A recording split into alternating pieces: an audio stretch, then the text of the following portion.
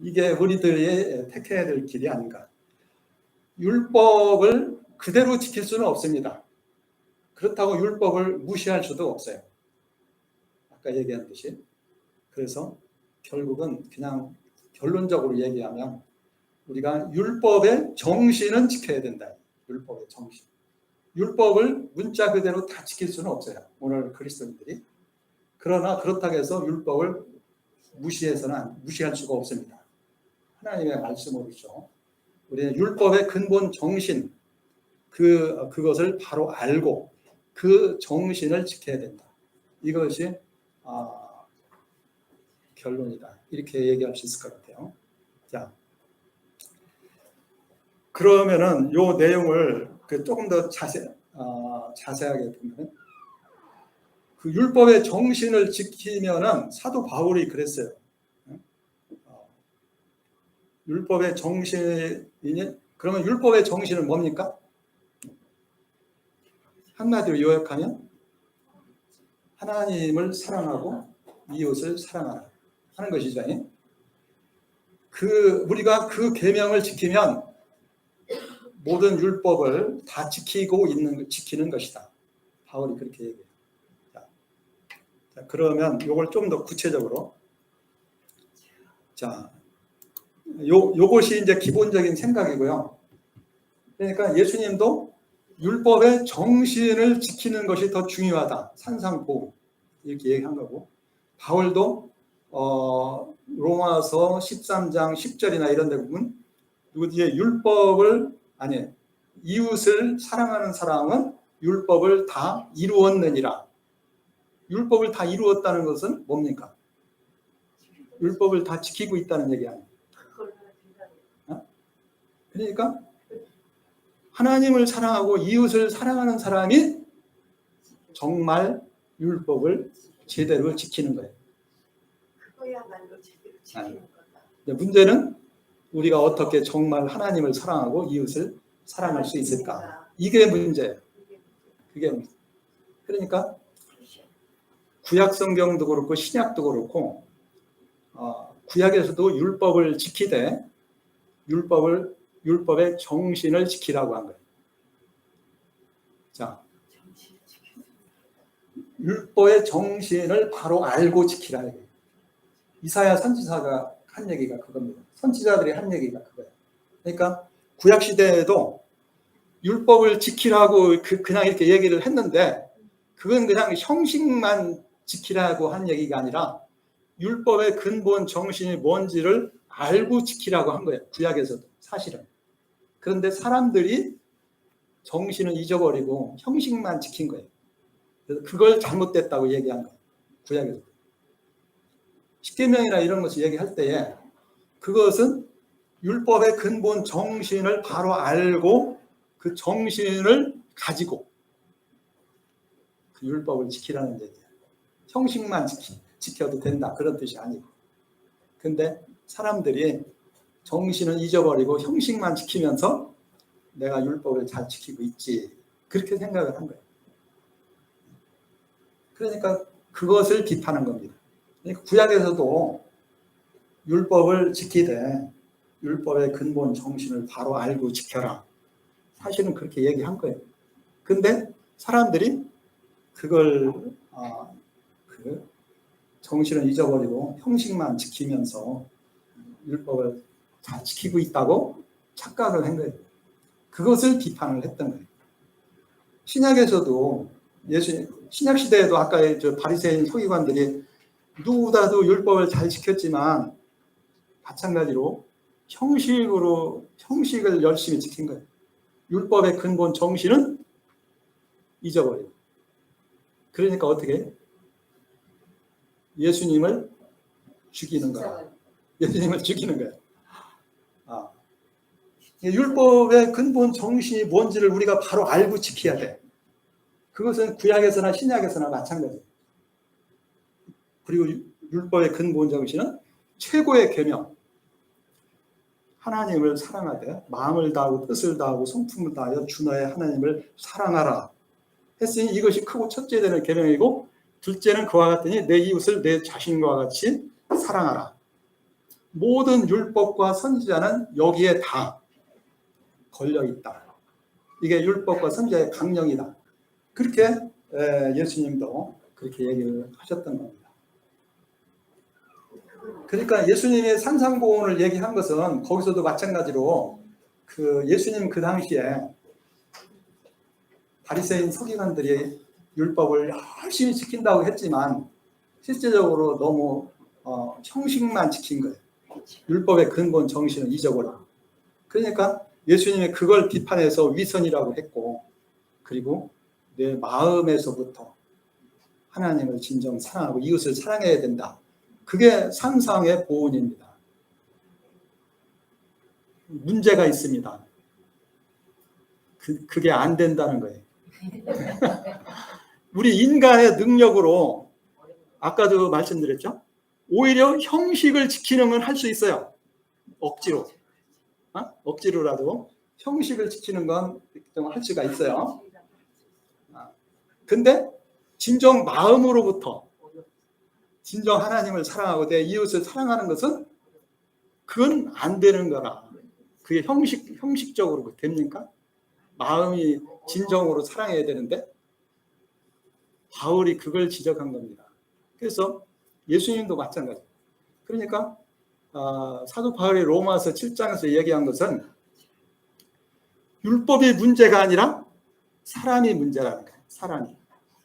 그것을 지킬 수가 없는 우리 인간이 문제다. 인간성. 그게 이제 아담 이후로 우리가 죄의 종이 되어서 타락한 그런 그 인간성을 가지고 있기 때문에 율법을 통해서 하나님이 무엇을 원하시고 무엇을 기뻐하신다는 걸 알면서도 몸이 안 따른다는 거예요. 그냥 쉽게 얘기해서 몸이 안 따른다. 내 육신이 약하도다. 이렇게 얘기를 해요. 그러니까 그러면 어떻게 해야 되느냐? 예수님을 믿어야 된다는 거예요. 예수님을 그러니까 유대인들은 율법을 지키려고 열심히 노력하는 건 좋은데 그걸 할 수 없는 것을 하려고 한 거야.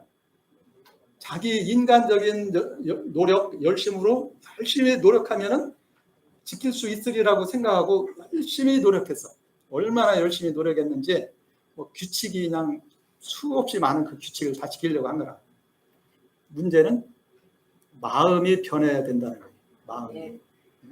아무리 그 애를 써도 근본적으로 마음이 변하지 않으면은 안 된다는 겁니다.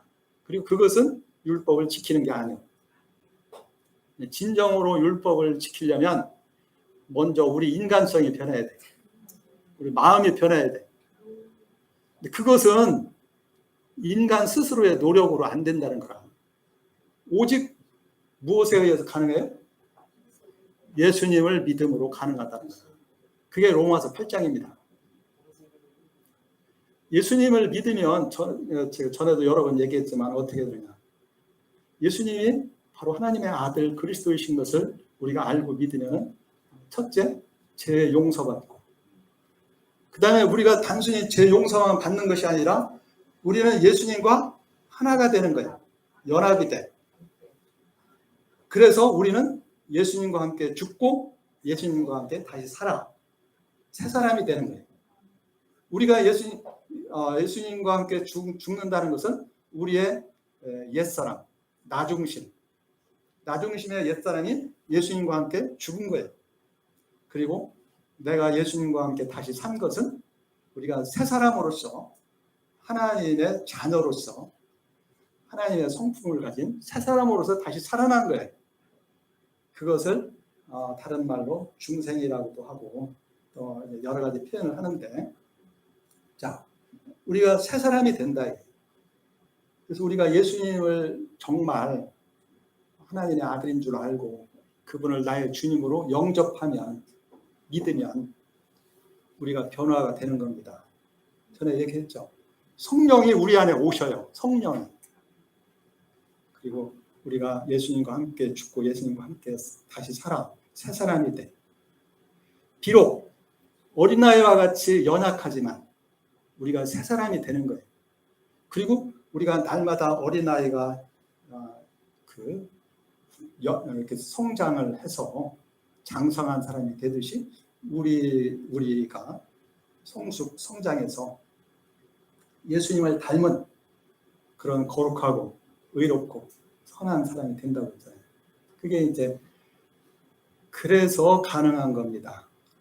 그러니까 결국 우리가 율법을 지키되 율법의 근본 정신을 바로 알고 정신을 지켜야 된다. 그리고 바울도 그랬고 예수님도 그랬고 우리가 율법의 정신을 바로 알고 그 율법의 정신을 지키면 하나님을 사랑하고 이웃을 사랑하면 그 사람이 정말 율법을 제대로 지키는 거다. 그렇게 얘기를 하는 거예요. 그리고 그 방법은 예수님을 믿고 의지하고 순종하는 겁니다. 우리가 예수님을 믿지만은 우리가 전에도 얘기했지만 새 사람이 되었을지라도 우리가 아직 완전하게 된 것은 아니에요. 어린아이와 같이 많은 면에서 부족합니다. 우리 육신도 연약하고 우리 정신도 지적으로도 부족하고 감정도 불안하고 의지도 약하고 그럴지라도 우리가 우리의 주님이신 예수님을 믿고 의지하고 순종하면서 나아갈 때 우리는 나도 모르게 성장하는 거예요.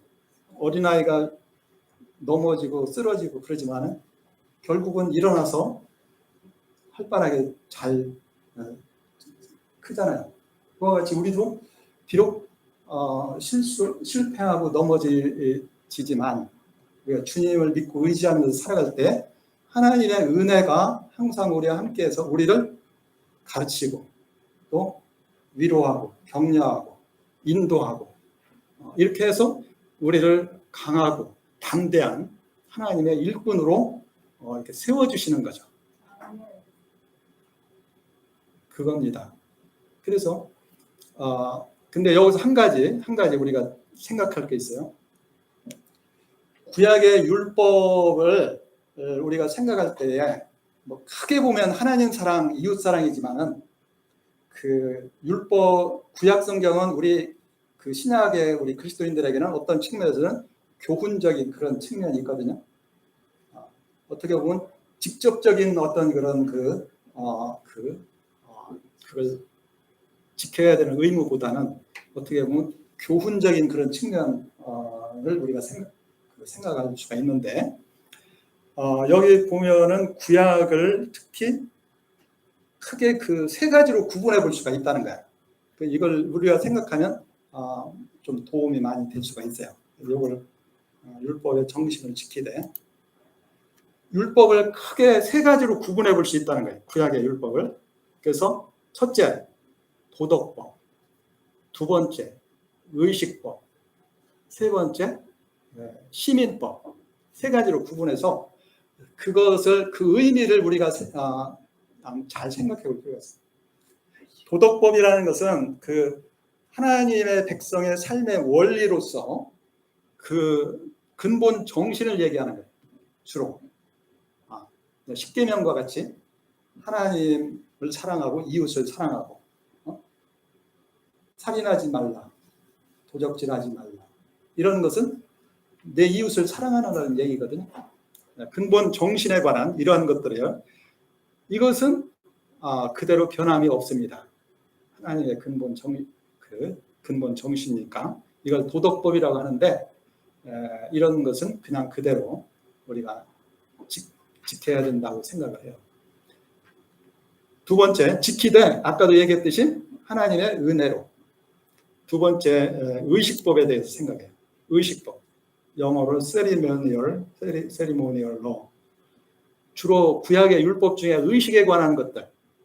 성전에서 제사 드리는 제사법, 정결하게 하는 법, 음식을 구별해서 먹는 법, 또는 뭐 절기를 지키는 것, 이런 그 의식에 관한 것들 있잖아요.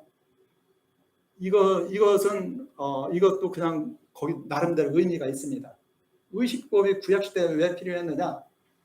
먼저 우리 하나님과 우리 사이에 속죄가 필요하다 이게. 죄 용서가 필요하다.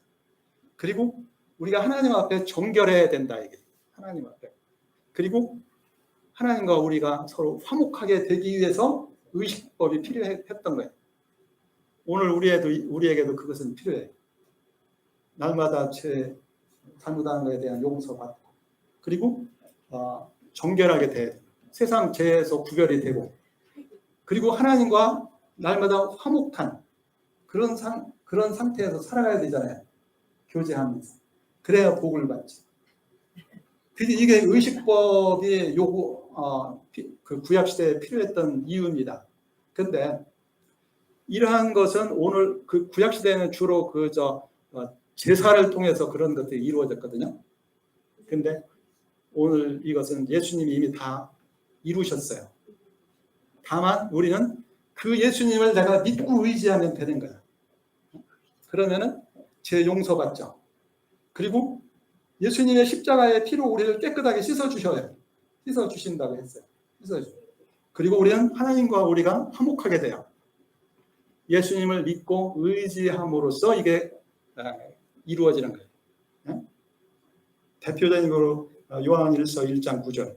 만일 우리가 우리 죄를 자백하면 그는 미쁘시고 의로우사 우리 죄를 사하시며 모든 불의에서 우리를 깨끗게 하실 것이요. 이미 모든 것을 이루신 예수님을 믿고 의지하면 이게 다 이루어지는 거예요. 날마다 예수님을 의지하면서 살아가면 이게 이루어지는 거예요. 세 번째, 시민법이 있습니다.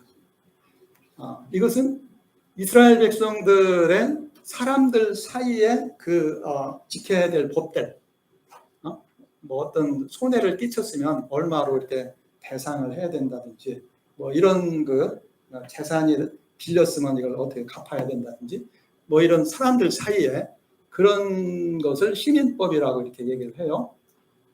근데 구약 시대 것을 이것도 그대로 오늘날 우리 시대에 그대로 적용할 수 없는 것들이 많아요. 그 당시에는 뭐 잘못하면 돌로 쳐서 죽이라든지 뭐 그런 것도 있는데 오늘 우리가 그렇게 하면 안 되잖아요. 큰일 나요. 그러니까 그것을 우리가 그대로 지킬 수는 없지만은 구약 시대에 그 법을 주신 그 목적, 그 정신이 뭔가를 우리는 알아야 된다. 그것은 사람들 사이에 정의, 그리고 서로 사랑해야 된다. 이웃을 사랑하고 돌보고, 그리고 사회 속에서 사람들 사이에 정의가 시행되기 위해서 이런 시민법을 준 것입니다. 오늘 우리 시대에 맞게 정의가 시행되고 이웃에 대한 사랑이 실천될 수 있도록 그걸 우리가 실천을 해야 돼요. 그래서 사도 바울은 그렇기 때문에 정의와 사랑을 우리들의 실제 생활 속에서 지켜야 된다. 그러기 위해서는 우리가 분별력이 있어야 된다. 로마서 12장 2절에 너희는 이 세대를 본받지 말고 오직 마음을 새롭게 함으로 변화를 받아 하나님의 선하시고 기뻐하시고 온전하신 뜻이 무엇인지 분별해라. 그 다음에 에베소서 5장 17절에 그러므로 어리석은 자가 되지 말고 오직 주의 뜻이 무엇인지 이해하라. 분별력을 가져야 돼요. 그래서 우리가 그동안 윤리에 대해서 공부한 그 이유 중에 하나가 여기에 있습니다. 구체적으로 오늘 이 시대에 우리들의 삶 속에서 큰 원리는 나와 있지만 그것을 구체적으로 실천하기 위해서는 우리가 좀 더 지혜가 필요하다. 분별력이 필요해요. 그래서 그런 것들을 생각했던 겁니다. 우선 여기까지.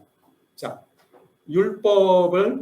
구약 율법을 지키되 그걸 문자 그대로 오늘 우리가 그대로 지킬 수는 없습니다. 우리는 어떤 측면에서는 교훈적인 그런 측면에서 생각할 수가 있는데, 첫째, 구약 율법을 크게 세 가지로 구분해 본다면 도덕법, 근본 원리에 관한 것, 이것은 그때나 지금이나 변함이 없어요. 하나님을 사랑하고 이웃을 사랑해요. 그것은 그대로. 다만 하나님의 은혜로 지켜야 됩니다. 두 번째, 의식법은 예수님이 이미 십자가의 죽으심으로 다 이루셨어요. 그 예수님의 은혜를 공로를 의지하고 믿고 의지하면 되는 거예요. 매일 내가 잘못된 것을 깨달을 때마다 주님 앞에 고백하고 그 은혜를 매일 힘입어 살아. 그러면 다시 회복되는 거예요. 그리고 시민법은 우리들의 실제 날마다의 삶 속에서 어떻게 하는 것이 하나님이 기뻐하시는 그런 뜻인가, 정의와 사랑을 실천하는 그런 것을 구체적으로 우리가 분별하면서 해야 된다. 그리고 이 모든 것은 중요한 거예요. 하나님의 은혜로. 그러니까 우리가 하나님의 은혜는 처음 예수님을 믿을 때만 필요한 게 아니에요. 우리들의 날마다의 삶 속에서 하나님의 은혜가 필요한 거예요. 십자가의 은혜도 우리가 날마다 잘못을 부족하고 연약하고 그렇기 때문에 잘못을 할 때마다 십자가의 은혜로 다시 씻음받고 회복되는 거예요. 그리고 하나님의 뜻을 분별하기 위해서 기도해야 돼요. 하나님이 주시는 그 은혜를 힘입어서 이웃을 사랑하고 하나님을 사랑하면 그 사람이 정말 율법을 행하는 것이다. 사도 바울의 얘기. 그 무슨 말인지 알겠죠? 율법을 지키되 율법의 근본 그 정신이 무엇인가를 바로 알고 그 정신을 지켜야 된다. 다만 하나님의 은혜에 의해서 지켜야 된다. 혹시 여기까지 질문 있습니까? 그러면은 우리가 그동안 한 학기 동안 공부를 했는데 여러 가지 공부했습니다. 첫째, 상기시키기 위해서 한번 내가 물어보겠어요. 윤리의 기본 그 개념과 목적 생각이 나는 거예요. 윤리란 기본적으로 어떻게 살 것인가. 그래서 그 삶의 원리, 규칙 이런 것을 의미하고 목적은 우리 인간이 함께 잘 살기 위한 거기에 근본 목적이 있었다 하는 것을 생각했습니다. 그다음에 그 방법의 인격 형성과 실천적 삶에 대한 것을 우리가 공부했습니다. 윤리적인 삶이라는 것에는 인격의 세계관, 가치관 뭐 이런 거에 대한 얘기가 있었죠. 실천적인 삶에서 어떻게 해야 되는가를 생각을 했습니다. 세 번째, 윤리적 판단의 기준에 대해서 제가 얘기를 했는데 옳고 그름을 판단할 때 가장 기본적으로 세 가지가 필요하다 이렇게 생각했습니다. 첫째는 진실한가. 두 번째는 선한가. 사람에게 인간에게 유익한가. 세 번째는 사람들 사이에 공평한가. 최소한 기본적으로 세 가지를 생각해 봐야 된다. 그 다음에 바울의 윤리적 이상과 실현 방법. 지금까지 쭉 얘기했어요. 구원과 윤리의 관계. 그 다음에 오늘 율법에 대해서 우리는 어떻게 생각해야 될까. 여기까지 생각을 했습니다. 혹시 교수님, 네. 그때 시대마다 상황윤리가 적용되잖아요. 그죠? 네. 이게 나왔다 그래서 꼭 그거가 우리가 적용되는 것이 아니라 네. 시대마다 또 도시마다 다 틀리잖아요. 성경도 마찬가지고 에베소가 틀리고 고린도가 틀리고 그런 것처럼 저희도 그렇게 이해를 하면 좋지 않을까. 네, 그렇죠. 상황윤리. 네. 전에 제가 잠깐 얘기했습니다만 상황윤리가 무조건 나쁜 것이 아니고 또 우리가 거기서도 배울 점이 있다 하는 것을 생각했어요. 기본 원리는 변함이 없지만 그걸 구체적인 우리들의 삶 속에 적용할 때에는 그 우리들의 상황에 따라서 좀 차이가 있을 수가 있어요. 근데 상황윤리가 그 비판을 받는 것은 상황이 너무 그게 중요시돼 가지고 상황이 기준이 돼서는 안 돼. 기준은 변함이 없지만. 제가 목회를 해보니까 사람들이 율법은 이제 피했다 그래서 없애자는 그걸 안 지켜도 된다 이런 경우 은혜로 하니까 마음대로 사는 경우가 많아요. 예. 그러니까 저 같은 경우는 기차 레일처럼 율법도 은혜도 필요하다는 것을 말하거든요. 그렇죠. 그러니까 하여튼 하나님의 기준은 변함이 없다. 그러나 그것을 실제 우리들의 구체적인 삶 속에 적용할 때에는 거기에는 많은 그 노력이 필요해요. 기도가 필요하고 그 지혜도 필요하고 그 실제적으로 그걸 실천하는 것은 그렇게 쉽지가 쉽고 간단하지가 않다. 그런 것을 우리가 생각을 해봅니다. 윤리 자체가 그렇게 쉽고 간단하지가 않은 그런 측면이 있어요. 그래서 우리는 항상 하나님을 믿고 의지하고 기도하면서 하나님의 그 지혜를 구하고 뜻을 구하고 그것을 행하고 실천할 수 있는 은혜와 능력을 구하면서 살아야 된다. 아멘. 그것을 생각을 합니다. 그럼 여기까지 하고 일단 제가 기도하고 마치겠습니다. 하나님 아버지 감사합니다. 한 학기 동안 기독교 윤리의 기본적인 내용들에 대해서 우리가 생각해 볼 수 있는 귀한 시간들을 갖게 해주신 것을 감사합니다. 그동안 우리가 공부하고 생각했던 것을 기초로 해서 이 시대에 하나님의 백성이요 자녀로서 하나님 기뻐하시는 뜻이 무엇인가를 바로 분별하고 그것도 그 하나님의 뜻에 순종함으로 하나님의 은혜에 의해서 하나님 기뻐하시는 뜻을 이루어드리고 하나님을 기쁘시게 하고 영광 돌리며 살기에 부족함이 없는 그러한 저희가 되게 하여 주옵소서.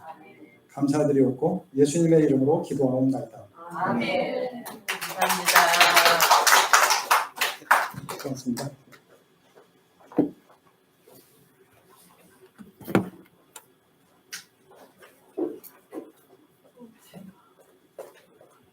한 5분 쉬었다가 바로 건강계를